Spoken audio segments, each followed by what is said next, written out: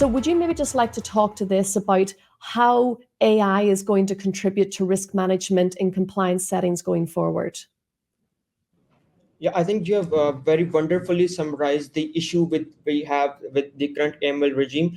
We call this the ineffective AML regime because we're only focusing on the big picture and the things that can that can be easily put a red flag on, but we cannot go one depth level further to identify how those smaller transactions are made and how all those smaller transactions and then data integrated into the system. So I think there needs on the regulatory end there needs to be a rethink of how we define a source versus a sink.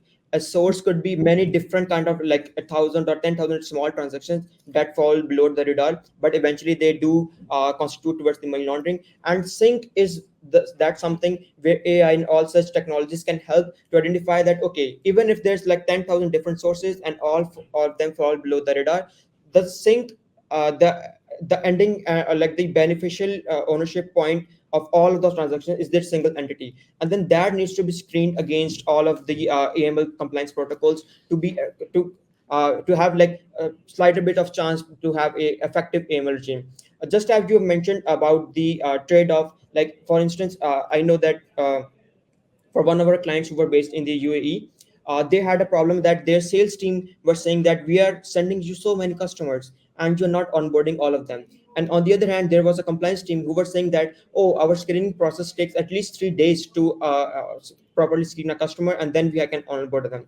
What happened 1 year down the line is that they onboarded like 10 to 20,000 different entities. And now there's a UAE law that requires ongoing monitoring for all of the onboarded customers whenever if they are onto like a financial application. So the number like quickly exploded to like 100,000 screenings a day, and it led to a lot of false positives. It led to a lot of different kind of false hits and everything. So had it not been for an effective risk management control, all of the compliance team would just have ended up into a tail chase. So that's why effective risk management, which is powered by good data, which is powered by good AI technology, that's how compliance teams can effectively prioritize which entity to look first, which entity to look second. And then there's a second step of having, on the regulatory end, that we need to work on the sync side of the transactions and not only just focus on the source side of it.